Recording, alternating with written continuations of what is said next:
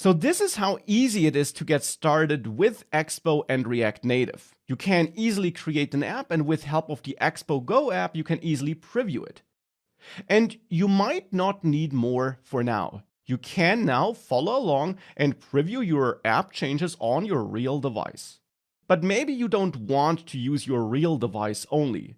Maybe you also have an iPhone and you want to also preview the app on Android, but you don't have an Android device. For those reasons, you might want to install a simulator, which is an extra piece of software that runs on your local machine that simulates an iOS device or an Android device.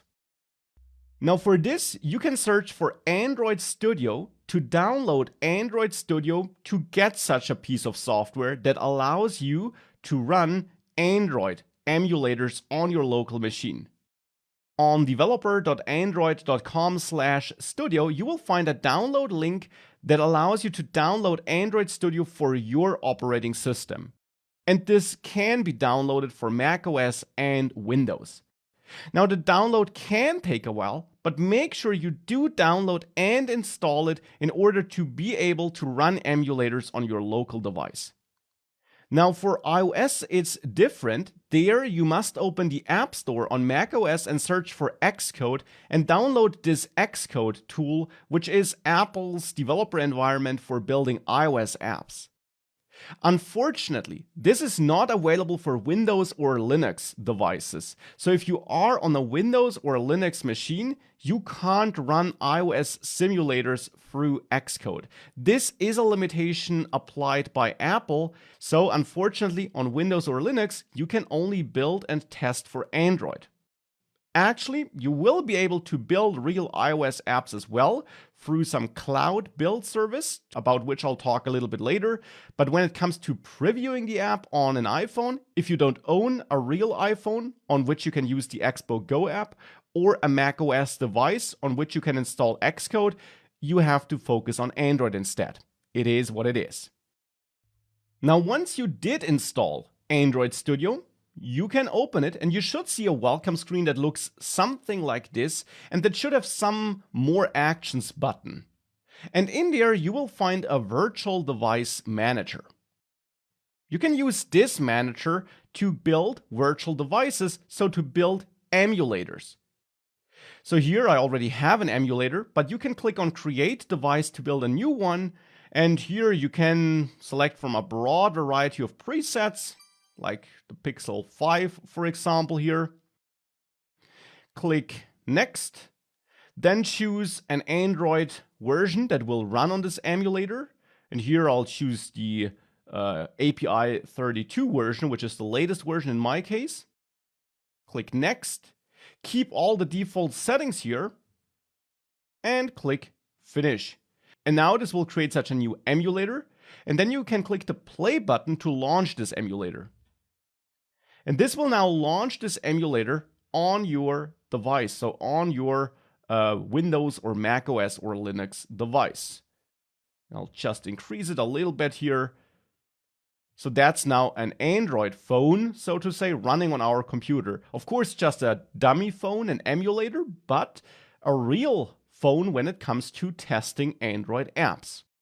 Now, I will show you how to run this app on this emulator in just a second. First, I want to show you how it would work for Xcode and macOS, which, as mentioned, only works on macOS. Here in Xcode, you want to open this as well. You don't have to open a project, you just need to open Xcode, and then you should go to the preferences there. In the preferences, make sure you go to Locations, and here, under Command Line Tools, make sure you have a version selected here. By default, no version is selected, and you should do that then. Select a version here. Once this is done, you can close it, and then we can go back here to our Expo app in VS Code. Now I used the terminal to run this npm start process, and this process is still running. You should, by the way, keep this process running as long as you are working on your code. If you quit this process, your code is not watched anymore, preview builds are not built anymore, and they are not pushed to your connected real devices or simulators anymore.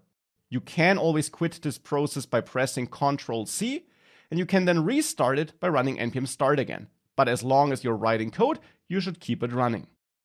Now in there, we had this QR code, which we could scan to use the Expo Go app on a real device, but we can also press A to run it on Android, or I to run it on iOS, and it will pick those running simulators or start a simulator for you. Nonetheless, it doesn't hurt to already start an Android simulator as I did it here, so that I can then press A, and now this is opening this on Android. So this app is now built and previewed on this Android emulator. Now, in case you're getting an error like this, that is most likely related to the emulator you created. You might want to create a new emulator and make sure that you create one, or that you pick a template that has this Play Store icon.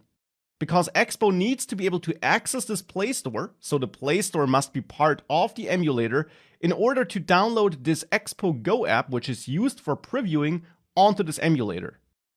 So use an emulator template that has this icon, then still the latest version, all the defaults, and create this emulator and start that emulator.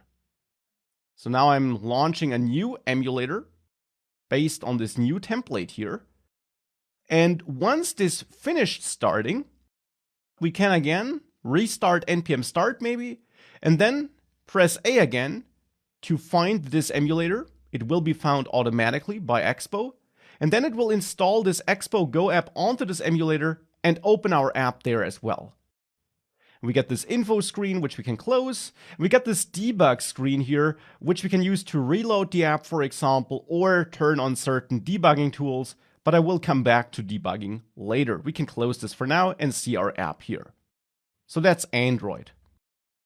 Now for iOS development, you should go to your applications and locate Xcode and show the package contents of that. Because in there, in Contents, Developer, Applications, you will find this simulator app.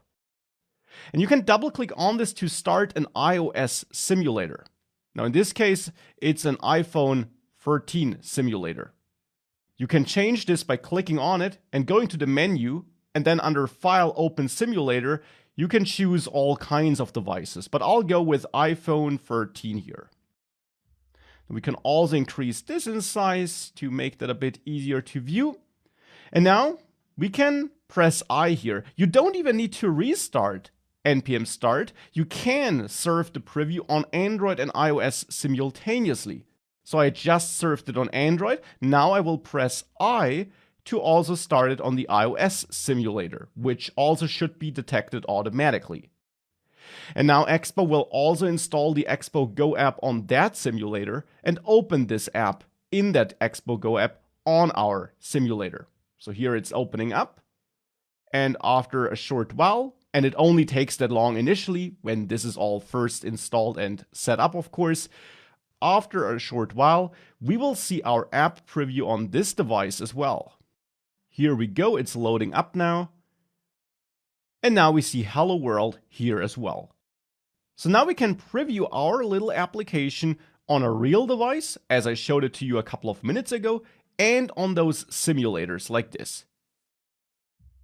And this process here should always stay up and running as long as you're writing code. So I will just make it smaller, and now we can change our code, add a couple of exclamation marks, and if we save this file, this is automatically picked up and reloaded on those apps without us doing anything. You can still manually reload it though by pressing R in this running terminal here. This will then manually reload those apps.